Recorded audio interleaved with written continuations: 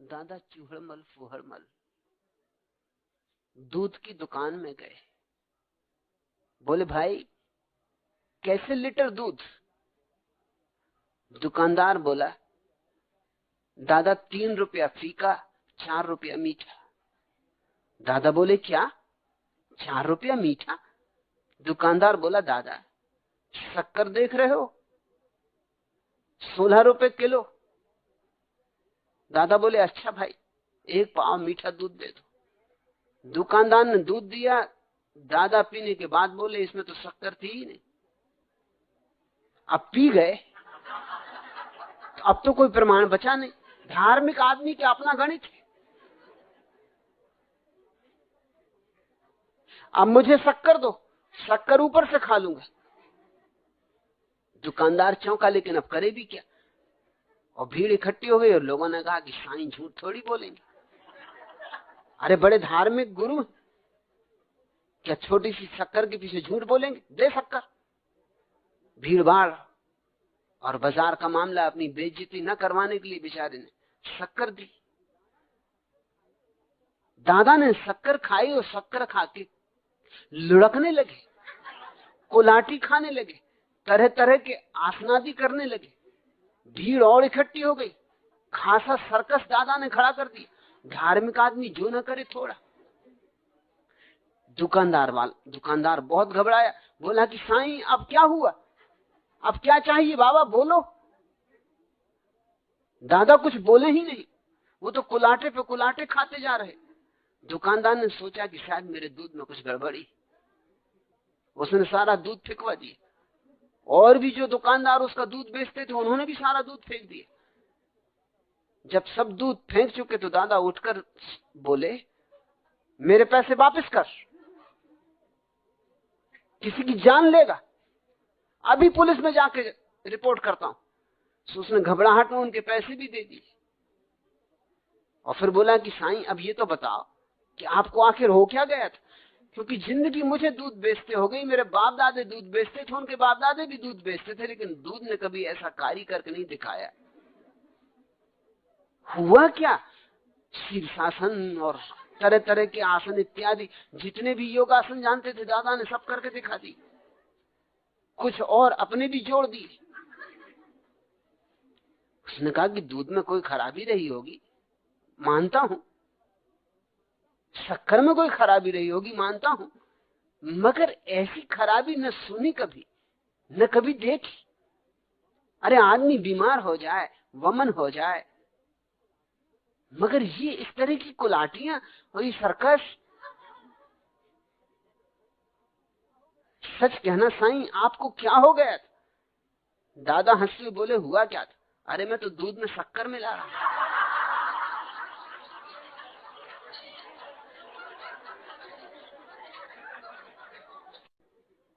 दादा चूहड़मल फुहड़मल अपने भक्तों के साथ एक बूढ़ी अमीर महिला को लूटने के लिए एक ट्राली एक ट्रैक्टर के पीछे बांध कर ले गए। उस महिला का सब मूल्यवान सामान ट्राली में डाला तो महिला ने शोर मचाना शुरू किया। दादा ने उस महिला को भी उठाकर ट्राली में बिठा दिया। महिला चिल्लाने लगी कि मैं तो लुट गई, कि मैं तो मर गई। तब दादा और उसके भक्त हारमोनियम तबले वगैरह के साथ कहने लगे कि बुढ़िया सच कहती है, कि बुढ़िया सच कहती। रास्ते भर वह रोती रही, चिल्लाती रही कि मैं तो लुट गई, कि मैं तो मर गई। और दादा और उसके भक्त ताल में गाते रहे कि बुढ़िया सच कहती। रास्ते में खड़े हुए लोग हंसते, पुलिस वाले हंसते और कहते कि भाई बुढ़िया सच कहती। अरे दुनिया में सभी लुट रहे। बुढ़िया और जोर जोर से चिल्लाती कि बचाओ मैं लुट गई। मगर दादा का भजन और भक्तों की धुन, सभी लोग कहते कि वाह क्या कीर्तन मंडली। इसको कहते हैं धार्मिक डांका। तो एक छोटा सा बच्चा स्कूल देर से पहुंचा। अध्यापक ने पूछा कि इतनी देर कैसी हुई? उसने कहा कि मैं क्या करूं, वर्षा हो रही, आप देख रहे हो कैसी कीचड़ मची। एक कदम आगे चलता था, 2 कदम पीछे सरकता था।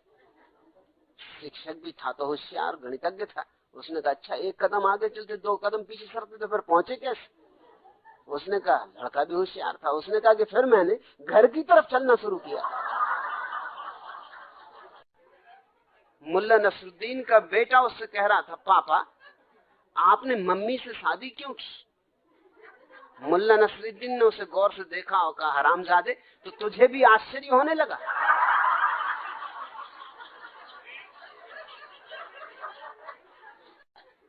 अपनी पत्नी के हाथ में क्रिकेट का बल्ला देखकर मुल्ला नसरुद्दीन ने पूछा, क्या तुम छक्के लगा सकती हो?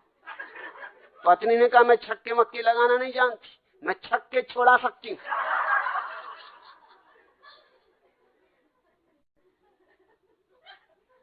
चंदुलाल मुल्ला नसरुद्दीन से कह रहे थे, जादू वह जो सिर चढ़कर बोले। मुहावरा सुनकर नसरुद्दीन ने कहा, जादू ना हुआ, पत्नी हो गए। पति पत्नी में झगड़ा हुआ, दोनों बहुत गुस्से में थे। पति रोते हुए बोला, भगवान, हे भगवान, मुझे उठा ही लो। पत्नी भी चिल्लाई, भगवान मुझे भी उठा लो। पति ने इस पर फौरन कहा, तो भगवान मुझे वहां न ले जाना जहां इस बाई को ले जाओ,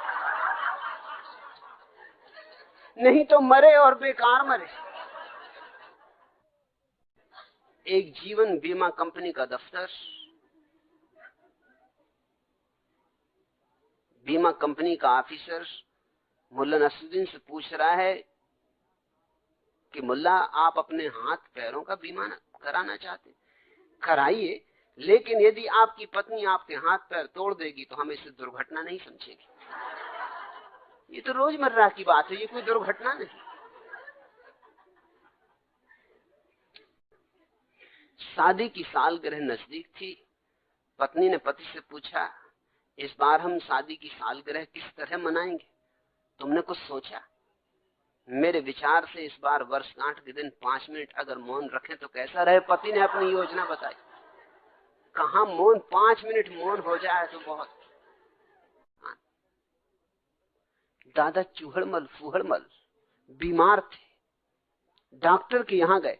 डॉक्टर ने सब जांचा परखा और 2 दवा की गोली देकर कहा, एक सुबह एक शाम खाना, बस एक ही दिन में बिल्कुल चंगे नजर आओगे। दादा घबराकर बोले, क्या बोले बड़ी डॉक्टर, नंगे नजर आओगे? डॉक्टर ने कहा कि नहीं नहीं, मैंने कहा चंगे हो जाओगे, यानी मेरी दवा इतनी बढ़िया है कि एक ही दिन में बिल्कुल ठीक हो जाओगे। दादा बोले, अच्छा अच्छा, यह बात बड़ी, यह तो बताओ कि दवा काहे के साथ खानी? जवाब मिला, चाय या दूध के साथ खाइएगा। दादा को संतोष न हुआ। बड़ी डॉक्टर, हमको तो एक बात बोल दो, या चाय या दूध, हमको दोहरी बातें ठीक नहीं लगती। डॉक्टर ने कहा, अच्छा तो दूध के साथ गोली लीजिएगा। दादा ने पूछा, दूध गाय का या भैंस का? डॉक्टर ने कहा, माफ करिए, मुझे और भी मरीज देखने हैं, अब आप ही अकेले तो नहीं कि आपसे थोड़ी सिर मारता रहूं। आपको जो दूध मिल जाए उसी के साथ ले लेना, उसमें कोई फर्क नहीं पड़ता। दादा बोले, बड़ी डॉक्टर गुस्सा क्यों होते हो? हम आज पहली बार ही एलोपैथी का इलाज करवा रहे हैं, इसलिए सब बातें क्लियर जानना चाहते। न हमारे घर गाय है न भैंस, बकरियां हैं।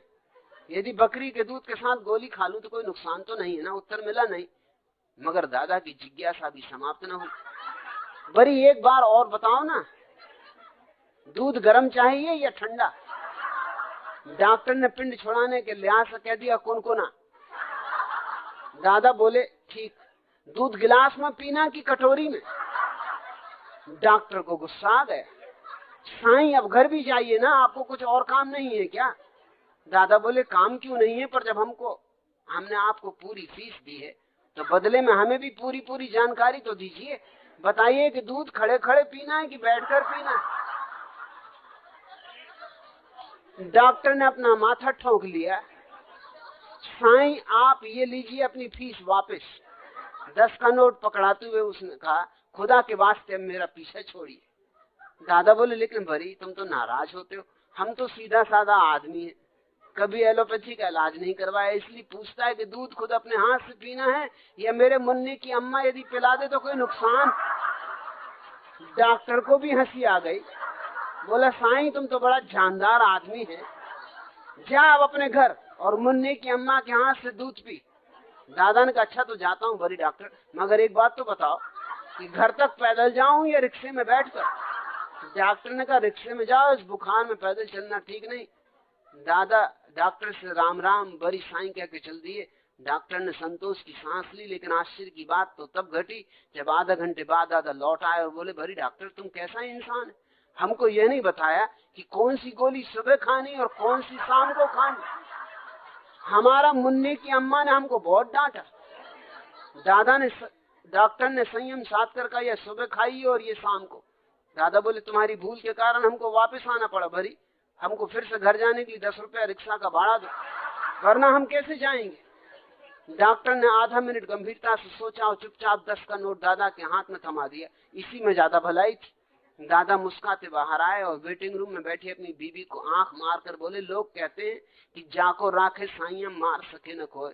ऐसा कहने वाले मेरे मूर्ख हैं, गधे। उनको कहना चाहिए जाको लूटे साइया बचा सके न कोई। बीबी हंसती हुई उठी और बोली तो फिर आज कौन से पिक्चर चला जाए मुन्ने के पापा, इस डॉक्टर से आज कितने रुपए वसूल करे। अरे भरी बोलो ना। नसरुद्दीन ने कहा गुरुदेव सुख दुख में संभाव रखना। अरे वर्षा हो कि ना हो अपने को क्या पड़ी, सब बराबर है। आप भी कैसी बातों में पड़े, और आपने ही तो समझाया कि सब हालत में संभाव रखना, तो जाने की क्या जरूरत। हो रही हो तो ठीक, ना हो रही हो तो ठीक। अब गुरु क्या कहे, चुप रहा, मगर उसे बेचैनी तो लगी रही थी। उसने कहा कि भाई ये कोई ज्ञान की बात का समय नहीं है, मेरे कपड़े बाहर पड़े हैं, वो भीग गए तो सुबह क्या पहनूंगा, फकीर आदमी हूं, 2 ही जोड़े कपड़े हैं, तू जरा देख तो आ। नसरुद्दीन ने कहा मेरे जाने की कोई जरूरत नहीं, वो बिल्ली चली आ रही, जरा आप ही उसके ऊपर हाथ फेर के देख लो, आपके पास तो खड़ी। अगर भीगी हो तो समझना हो रही वर्षा, अगर न भीगी हो समझना नहीं हो रही।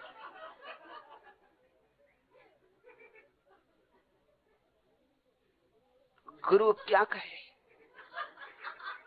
गुरु ने कहा तो कम से कम तू इतना तो कर कि बिल्ली को भगा दे बाहर। नसरुद्दीन ने कहा गुरुदेव इस जगत का स्वभाव ही आवागमन, आना जाना तो लगा ही हुआ है। अरे जैसी आई वैसी चली जाएगी, जो आया सो गया, कौन रहा है। आप भी कैसी बातें कर रहे हो आज। गुरु को क्रोध तो बहुत आया कि बकवासी को क्या उत्तर देना। फिर का अच्छा कम से कम इतना तो कर कि दरवाजा बंद कर दे। नसरुद्दीन का गुरुदेव 3 काम मैंने कर दिया, अब एक आप कम से कम कर दो।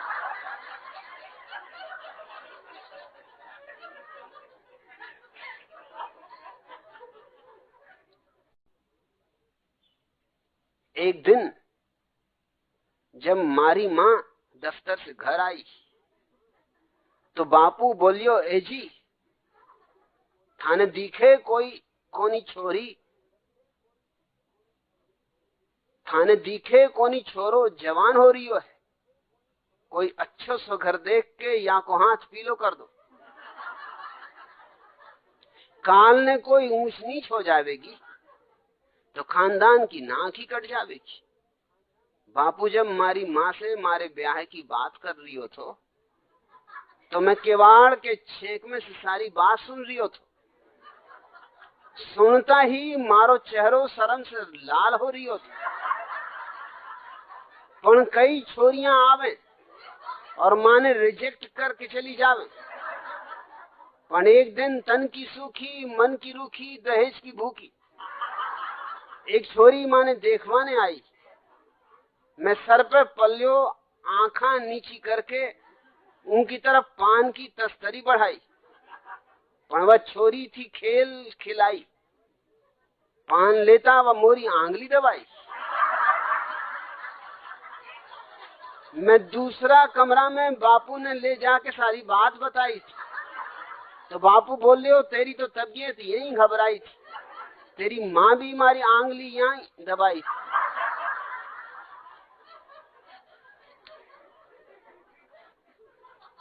पणवत छोरी माने पास करी, और एक दिन वो भी आयो जब मारे मन में बाजोड़ी सहनाई, मारे घर में भी बाजी, फिर आवे पुत्रदान के बाद। जब विदा को नंबर आयो तो बापी बोला, बेटा क्यों रोवे है, मैं भी क्या करा, बेटो परायो धन होवे। मैं डोली में बैठो बैठो रोतो रोतो गा रियो थो कि मैं अबला मर्दन की बस यही कहानी, कि मुंह पर मूछ और आंखों में पानी। ससुराल में जब मारा कमरा में प्राणेश्वरी आई, तो मैं उनके चरणों में धोख लगाई, और उनसे पहले ही वह मारो घूंघट उठायो, और मुंह दिखाई में जिल्लट को सेविंग सेट थमायो। इम्पोर्टेड थो। एक दिन में प्राण नाथनी ने शिकायत करी, जी थारी चाची री नियत माने खराब नजर आवे, वह बिना खांसा ही मारा कमरा में घुसावे। कालने में आइया वहिया बैठो हूं तो क्या होवेगो, मैं मर्दा की तो एक इज्जत ही है, या ही लुट जावेगी तो कहने मुंह दिखावेगो। मत घबरा राम प्यारी भाई। भारत पाक युद्ध के समय लोगों को जबरदस्ती सेना में भर्ती करके युद्ध के लिए भेजा जा रहा था। सरकारी अफसर नव ब्रह्मचारी श्री मिट्ठूलाल ज्ञानी के पास आए और उनसे सेना में भर्ती होने की विनती करने लगे। ब्रह्मचारी मिट्ठूलाल ज्ञानी ने नाक भौं सिकोड़ते हुए जवाब दिया, ना बाबा ना, राम कहो राम, मैं कभी सेना में न जाऊंगा। अरे मैं ठहरा बाल ब्रह्मचारी, भला मैं लड़ाई पर कैसे जा सकता हूँ। अफसरों ने कहा, मगर ज्ञानी जी, लड़ाई से ब्रह्मचर्य थोड़ी ही नष्ट होता है, और अगर आप जैसे हितपृष्ठ ब्रह्मचारी लोग युद्ध पर न जाएंगे तो फिर कौन जाएगा भारत माता की लाज बचाने। ब्रह्मचारी मिट्ठूलाल बोले, खतरा है, इसलिए मैं युद्ध पर जाने में आनाकानी कर रहा हूँ। यदि आपको विश्वास न हो तो मैं सिद्ध किए देता हूँ। अधिकारियों ने कुछ समय सोचने विचारने के बाद कहा कि यदि आप सिद्ध कर दें कि युद्ध में जाने से आपका ब्रह्मचर्य नष्ट हो जाएगा तो हम आपको युद्ध पर नहीं भेजेंगे। अधिकारियों ने सोचा कि युद्ध में स्त्रियां तो जा नहीं रही हैं, फिर ब्रह्मचर्य भंग होने का सवाल ही कहां उठता है। ब्रह्मचारी मिट्ठूलाल ज्ञानी अपनी बात शुरू करते हुए बोले, सुनिए, अगर मैं सेना में भर्ती होता हूं तो या तो मुझे मिलिट्री के किचन में काम मिलेगा या फिर मुझे लड़ाई पे जाना पड़ेगा। यदि किचन में काम मिला तब तो ठीक है, परंतु यदि लड़ाई में जाना पड़ा तो दो बातें हो सकती हैं, या तो मैं मारा जाऊंगा या जिंदा बच जाऊंगा। अगर जिंदा बच गया तो कोई बात नहीं, मगर खुदा ना खास्ता यदि मर गया तो दो बातें संभव, या तो मैं तोप से मारा जाऊंगा या गोली से। यदि तोप से मेरी धज्जियां उड़ जाएं तो मुझे कोई गम नहीं, परंतु मान लीजिए कि मैं गोली से मरता हूं तो दो बातें हो सकती हैं, या तो मैं जलाया जाऊंगा या फिर गड़ाया जाऊंगा। यदि जला दिया गया तब तो ईश्वर की बड़ी कृपा है, लेकिन यदि गड़ाया गया तो फिर दो बातों की संभावना। भविष्य में या तो उस जमीन पर गेहूं, चना, चावल इत्यादि की खेती होगी या फिर तिल, अलसी या मूंगफली की। यदि गेहूं, चने आदि की खेती हुई तो कोई नुकसान नहीं, लेकिन यदि तिल, अलसी या मूंगफली की खेती की गई तो उससे निश्चित ही मेरा तेल निकाला जाएगा। यदि उस तेल के अन्न उपयोग किए गए तो ठीक है, लेकिन यदि उसकी साबुन बनाई गई तो दो बातों की संभावना है, या तो उससे नहाने की साबुन बनाई जाएगी या कपड़ा धोने की। यदि कपड़ा धोने की साबुन बनी तब तो सब ठीक ठाक रहेगा, परंतु यदि नहाने की साबुन बनी तब मुसीबत हो सकती, क्योंकि फिर उसके दो उपयोग हो सकते।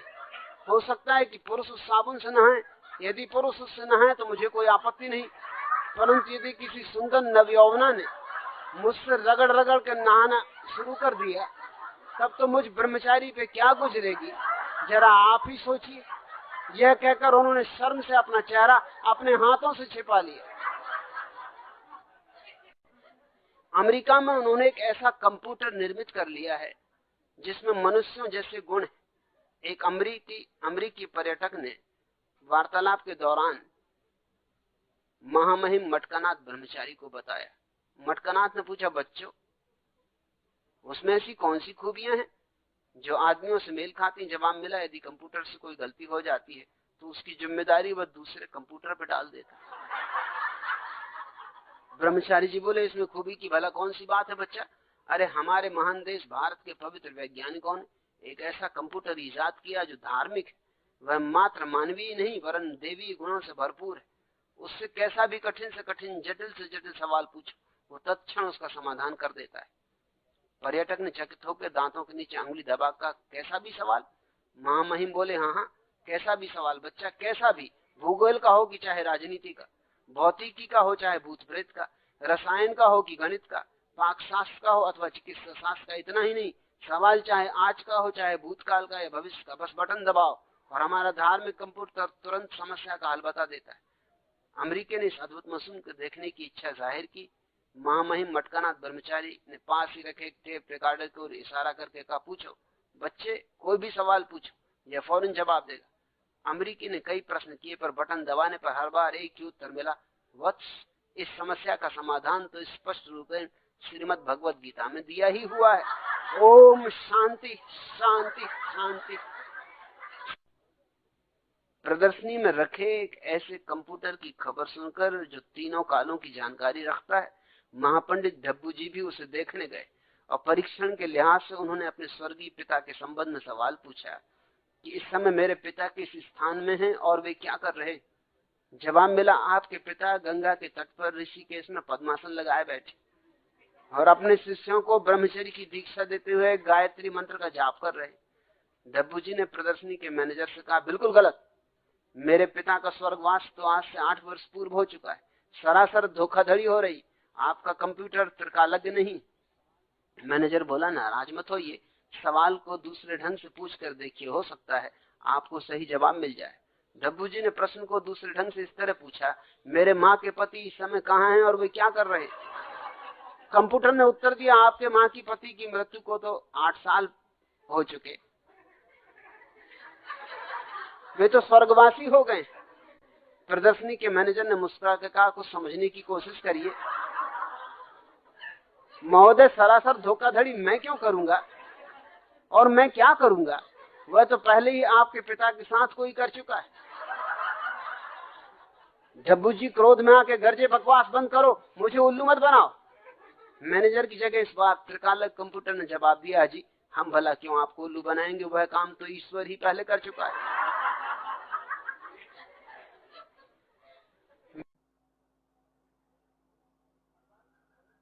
इस हलवाई की बड़ी तौंद, हलवाइयों की अक्सर होती, और तौंद ही नहीं, तौंद में बड़ा टुंडा भी था।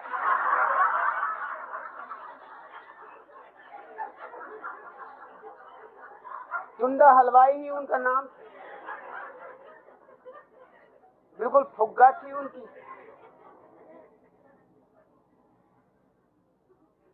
और जब भी वो भाव भगत से बैठे अपनी माला जपते रहते तो मैं पहुंच जाता।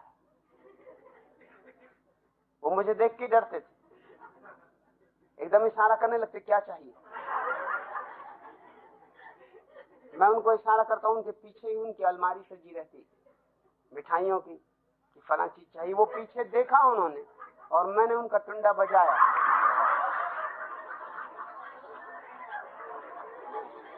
बस फिर उनसे जो गालियां निकलती थी वो माला माला भूल जाते थे।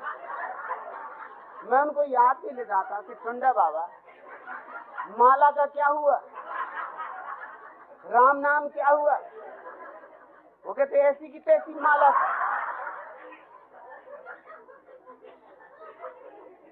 मगर वो ऐसे मोटे थे तो उठ भी नहीं सकते, भाग भी नहीं सकते, मेरा पीछा भी नहीं कर सकते। एक आदमी पागल हो गया था।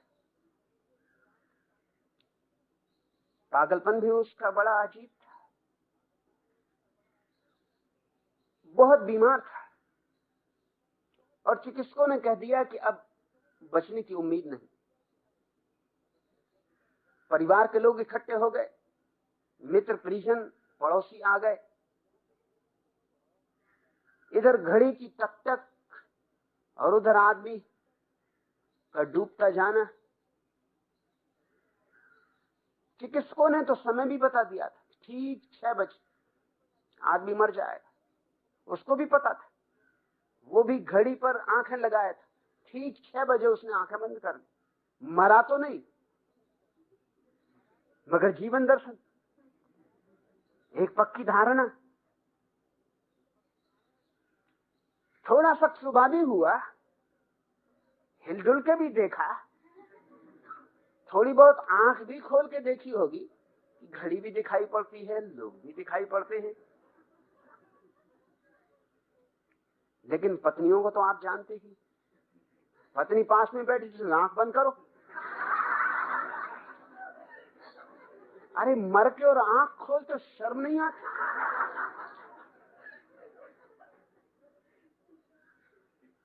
और जब चिकित्सक ने कहा है, और सबसे बड़े चिकित्सक ने कहा है, और 1000 रुपये फीस भरी, तो कोई झूठ थोड़ी कहेगा, तुम मर चुके। और ऐसा कोई पति है जो पत्नी की न माने? मान लिया बेचारे, मर गया बेचारा। मगर ऐसी कहीं मौत आती?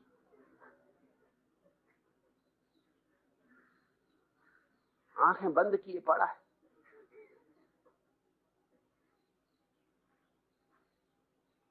रात भर यूं ही पड़ा रहा। लेकिन मोहल्ले के लोगों ने इनकार कर दिया कि इसको हम जलाएंगे नहीं, ये आदमी जिंदा है। मजबूरन पत्नी को भी मानना पड़ा, चिकित्सक को भी बुलाना पड़ा, लेकिन तब तक देर हो चुकी थी। वो आदमी रात भर इसी जीवन दर्शन में जिया कि मैं मर चुका, मर ही चुका। सुबह जब चिकित्सक ने कहा कि भाई गणित बैठा नहीं, निदान ठीक नहीं आया, चमत्कार समझो, ईश्वर की अनुकंपा समझो, तुम बच गए, उसने कहा अब देर हो गई, मैं तो मर चुका, आप किससे बातें कर रहे हैं? चिकित्सक ने कहा तुम जिंदा हो। उस आदमी ने कहा कि आप वहम में, हो सकता है मैं भूत हो गया हूं, प्रेत हो गया हूं। मुझे भी शक होता था पहले, लेकिन अब मुझे पक्का भरोसा आ गया कि मैं मर चुका हूं। अब एक मुसीबत खड़ी हुई कि इसे कैसे भरोसा दिलाया जाए कि यह आदमी जिंदा है। पत्नी ने चिकित्सक से कहा कि आपने ही झंझट खड़ी की, अब आप ही सुलझाओ, और जो फीस लेनी हो ले लेना, मगर इसका जीवन दर्शन बदलो। वो उठे ही नहीं, नाश्ता तैयार है, वो उठे ही नहीं, दफ्तर जाने का वक्त हो गया, वो उठे ही नहीं। सच पूछो तो उसे मजा भी बहुत आने लगा, ये भी खूब रही, न दफ्तर जाना है, न कोई चिंता, न कोई फिक्र, अपने बिस्तर पर लेटे, ये तो जीवन से भी बेहतर हो गया। अरे तड़पते थे एक एक दिन के लिए छुट्टी मिल जाए, ये छुट्टी मिल गई सारी चिंताओं से। मगर पत्नी, बच्चे परेशान, रिश्तेदार परेशान, चिकित्सक के पीछे पड़े कि अब तुम ही कुछ करो। चिकित्सक ने बहुत समझाया, सब तरह से समझाया, मगर वो आदमी माने ही ना। आखिर चिकित्सक ने कहा एक काम करो, उठाया उसे, बामुश्किल 4 आदमियों ने सहारा देकर उठाया और कहा कि मैं तुमसे एक बात पूछता हूं, जब आदमी मर जाता है तो अगर उसका हाथ काटो या छुरी से कहीं निशान बनाओ तो खून निकलता है या नहीं? उस आदमी ने कहा मरे हुए आदमी से कैसे खून निकलेगा, खून तो पानी हो जाता है। चिकित्सक ने कहा तब ठीक, अब तुम आओ दर्पण के सामने। उसको पकड़ के दर्पण के सामने लाया गया, वो तो आते ही नहीं था। वो तो कहा मैं कैसे आऊं? अरे मरे आदमी ने कभी दर्पण देखा, कभी सुना है कोई उल्लेख? मगर पकड़ के लाया गया तो मुर्दा था, तो रुक भी नहीं सकता था, आना पड़ा। चिकित्सक ने उठाया चाकू और उसके हाथ को जरा सा काटा, खून निकलने लगा। दिखाया, देख आईने में, देख हाथ में, देख खून गिर रहा। अब तेरा क्या कहना है? उस आदमी ने कहा कि इससे सिद्ध होता है कि वो धारणा गलत थी कि मरे आदमी में खून नहीं होता है। इससे सिद्ध हो रहा है। आदमी मर जाता है मगर खून नहीं मरता। मैंने सुना है एक जहाज पर एक व्हेल मछली ने हमला किया, बड़ी भयंकर व्हेल मछली थी, और जहाजी बड़े मुश्किल में पड़ गए। छोटा जहाज था, तो जो भी उनके पास खाने पीने का सामान था वो व्हेल मछली के मुंह में फेंकते गए। थोड़ी देर के लिए व्हेल मछली रुक जाए, जब पचा ले जो उसके मुंह में फेंका गया फिर हमला करे। धीरे धीरे सारा भोजन का सामान फेंक गया, फल फूल मेवा जो भी था सब फेंक गया। लोग कुर्सियां टेबलें फेंकने लगे, वो भी व्हेल मछली पचा गई। अब तो कुछ भी ना बचा फेंकने को, सिर्फ एक मारवाड़ी था जो सबसे मोटा था, और ये मौका लोगों ने देखा कि चूकने जैसा नहीं, मारवाड़ी से भी छुटकारा हो जाएगा। तो उन्होंने मारवाड़ी को फेंक दिया, व्हेल मछली उसको भी पचा के आ गई। तब मल्लाहों ने सोचा कि अब कोई उपाय नहीं, अगर ये मारवाड़ी को पचा गई तो अब सबको पचा जाएगी, अब बेहतर है जूझ लेना। तो उठा के भाले और तलवारें वो टूट पड़े व्हेल मछली पर। यह आखिरी उपाय था, और अंततः उन्होंने व्हेल को मार डाला, उसको खींचा जहाज पर और उसको काटा। पीछे तो दृश्य देखा, देख के चौंक गए। मारवाड़ी ने दुकान खोल दी,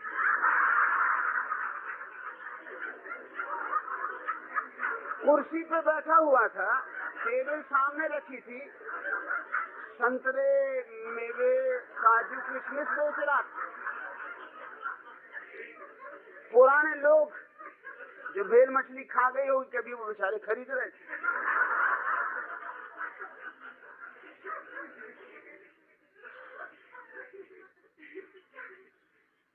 लोग दंग रह गए, एक क्षण को तो उनकी सांसें रुक गई कि हद हो गई। मारवाड़ी ने जल्दी से सामान बेचा, जो कुछ पैसा लगता इकट्ठा किया वो रखा, और बाकी लोगों जिनके पास नहीं था उनसे कभी बाद में चुका देना।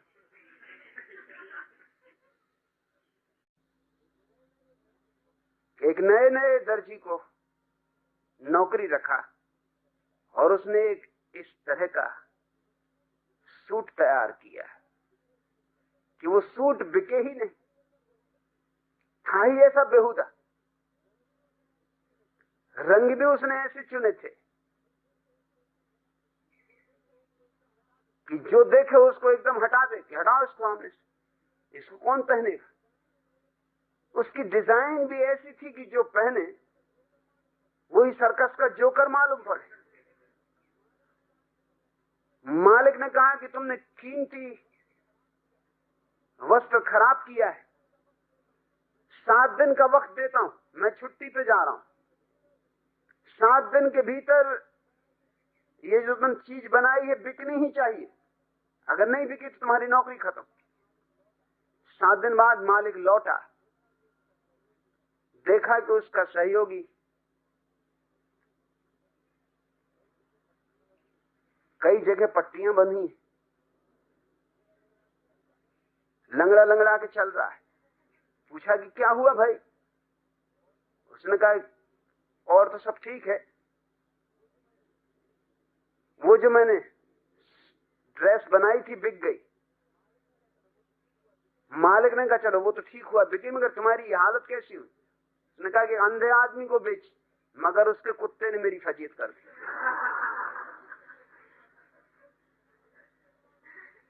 अंधे के सिवा उसको कोई लेने को तैयार था भी नहीं। किसी तरह अंधे को राजी किया, मगर कुत्ते ने हलाकान कर डाला। कुत्ता इंकार करता था कि मत खरीदो,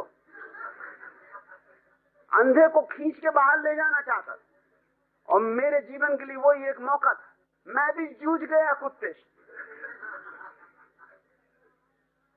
क्योंकि फिर अंधा आए या ना आए और 7 दिन निकले जा रहे हैं। तो हालांकि मेरी फजीयत हो गई, फ्रैक्चर भी हो गया, जगह जगह खाल मेरी छिल गई, खूना खान कर दिया, मैं कुत्ता भी बड़ा खतरनाक था।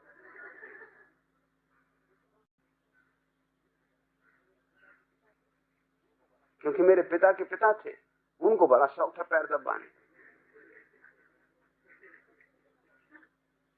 उनसे बच के निकलना पड़ता था। उन्होंने देखा तो उन्होंने कहा आओ जरा पैर दबाओ।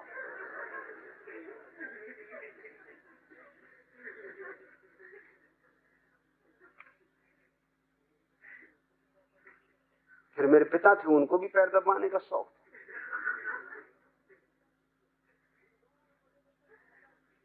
उन दोनों ने मुझे बिल्कुल चौंका ही दिया। मैंने किसी से पैर नहीं दबाए, क्योंकि मुझे भली भांति पता है कि पैर दबाते वक्त मेरी क्या हालत होती है। इधर पैर दबाता रहता और भीतर भीतर मन पड़ता कि अब सो भी जाओ, सो भी जाओ, गहरी नींद में खो जाओ।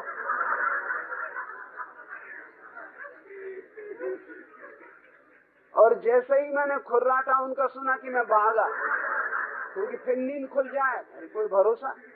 ये पैर दबाने वाले लोग बड़े होशियार होते, जब तक पैर दबाओ बड़ी शांति से पड़े रहते हैं, जैसे ही छोड़ो एकदम कहां जा रहे।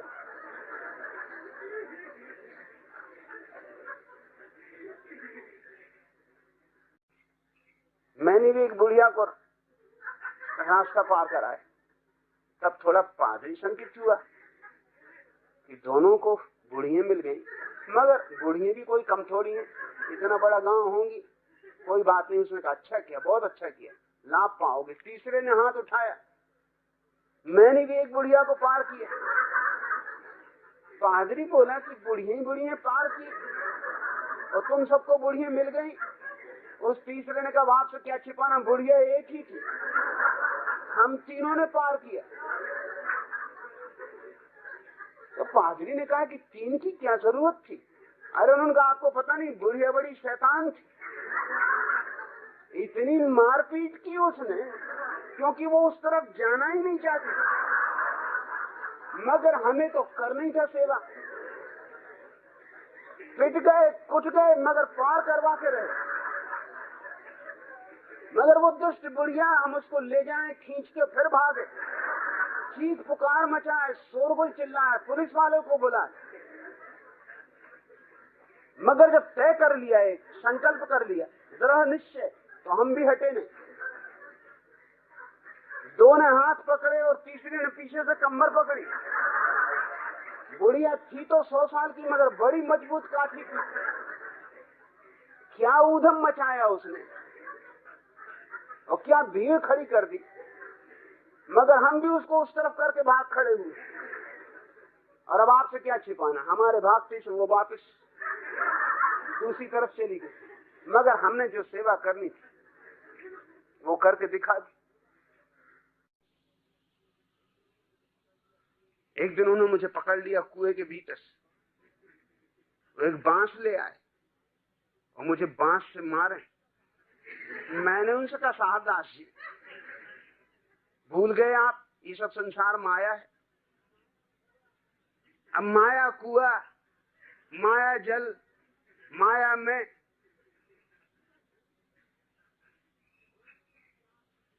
उन्होंने कहा कि आज तुझे ठीक करके रहूंगा, आज तुझे निकलने नहीं दूंगा। और अपने एक शिष्य को कहा कि जाके इनके पिता को बुला के लाऊं। पिता मेरे उनके दोस्त थे,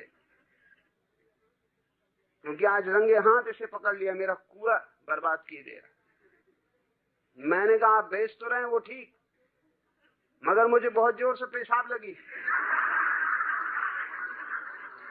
अगर 1 सेकंड और मुझे कुएं के भीतर रहना पड़ा, फिर मैं आपको भरोसा नहीं देता। रोको उस आदमी को, नहीं तो पछताओगे। जल्दी से मुझे बाहर निकाला, कहने भैया तू माफ कर, ये काम मत करना, कम से कम यही हम पानी पीते। मैंने कहा क्या फर्क पड़ता, सब माया है।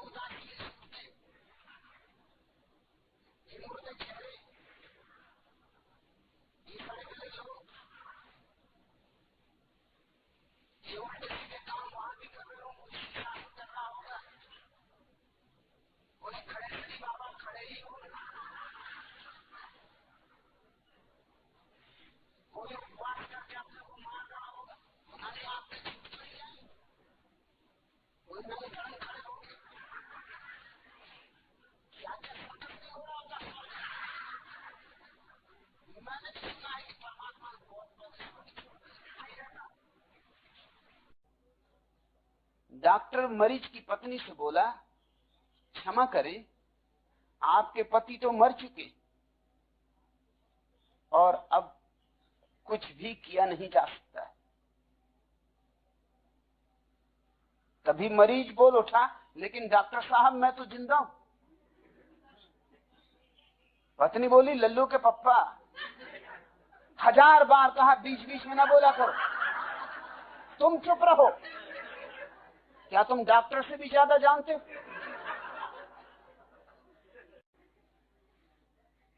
मुल्ला नसरुद्दीन एक दिन जल्दी ही अपने दफ्तर पहुंच गया। उसने देखा कि उसका चपरासी उसकी सुंदर टाइपिस्ट लड़की को चूम रहा। मुल्ला भनभना उठा, गुस्से में बोला कि क्या मैंने तुम्हें इसीलिए नौकरी पे रखा, क्या इसी की तनख्वाह देता हूं?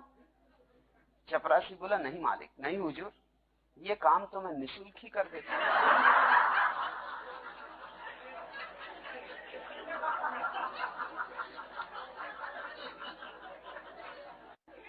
डॉक्टर ने मरीज को सलाह दी कि वह कुछ दिन तक हल्का फुल्का काम करे। फिर पूछा, वैसे तुम काम क्या करते हो जी? मरीज ने कहा, आपसे क्या छिपाना, घरों में सेंध लगाता हूं।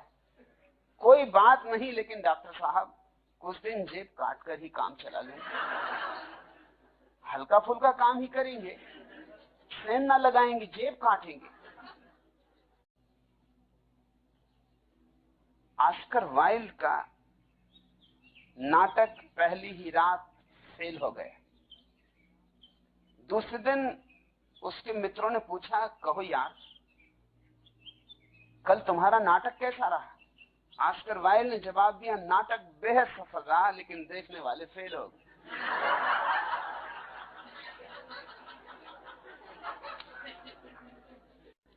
मुल्ला नसरुद्दीन मुझसे कह रहा था कि कल मेरे साथ शराब घर में बड़ी बदतमीजी हुई। उन लोगों ने मुझे धक्का देकर पीछे के दरवाजे से बाहर निकाल दिया। मैंने पूछा, फिर तुमने क्या किया? उसने कहा कि मैंने उन लोगों को बताया कि मैं शहर के एक प्रतिष्ठित परिवार का व्यक्ति हूं, इस तरह अशोभन व्यवहार मेरे साथ मत करो, नहीं तो पीछे पछताओ, मैं इसका बदला चुकाऊंगा। तो मैंने पूछा, अच्छा फिर क्या हुआ? नसरुद्दीन प्रसन्नता से बोला, फिर उन लोगों ने मुझे अंदर ले आए और खूब धक्के मारे और सामने के दरवाजे से बाहर निकाले। प्रतिष्ठित परिवार के व्यक्ति हो, पीछे के दरवाजे से निकालना अशोभन, तो सामने के दरवाजे से, मगर धक्के तो वही, धक्कों में कोई फर्क ना पड़ेगा। एक ईसाई फकीर चर्च में प्रवचन दिया इसी सूत्र पर, और बड़ा सार गर्भित प्रवचन दिया। एक नास्तिक भी सुन रहा था प्रवचन। उसने कहा, सोचा मन में, क्यों ना प्रयोग करके देख लिया जाए। जैसे ही सभा समाप्त हुई, वो गया और उसने फकीर के गाल पर एक चांटा लगाया। फकीर ने तत्क्षण दूसरा गाल उसके सामने कर दिया। थोड़ा हैरान हुआ वो आदमी, लेकिन था वो भी नास्तिक। अगर फकीर अड़ा था अपनी ईसाइयत पर, तो वो भी अड़ा था अपनी नास्तिकता पर। उसने दूसरे गाल पर और भी कस के चांटा जड़ दिया। जैसे ही दूसरे गाल पर चांटा जड़ा कि फकीर एकदम से झपट के उसके ऊपर टूट पड़ा और उसकी ऐसी पिटाई की कि उसकी पसलियां टूट गई। वो चिल्लाए भी, अरे भाई ये क्या कर रहे हो, अभी तुम क्या समझा रहे थे? मगर फकीर ने पहले तो उसकी धुनाई की।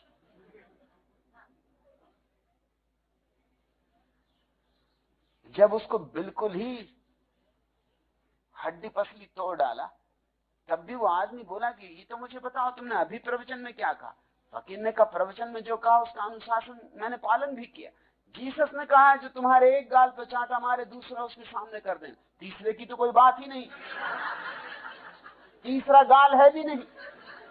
2 तक उनका नियम था, उसके बाद में स्वतंत्र। मुल्ला नसरुद्दीन की पत्नी मर गई।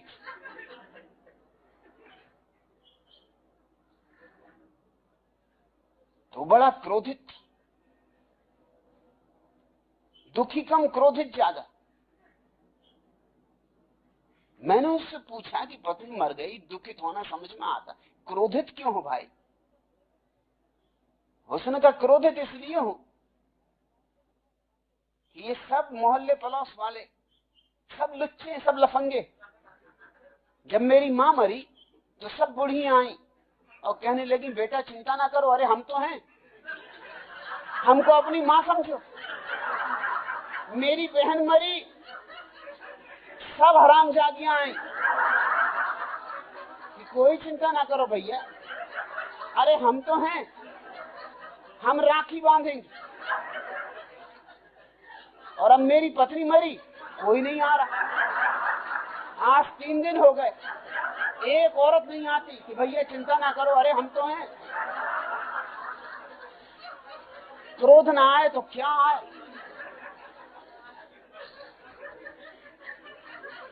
ये क्या पागलपन की बात है कि अपनी पत्नी को भी अपनी माँ के समान समझो, और पत्नी तुमको क्या समझे, पिता के समान समझे। बड़ी झंझट खड़ी हो जाएगी। पत्नी तुम्हारी माँ, तुम पत्नी के पिता,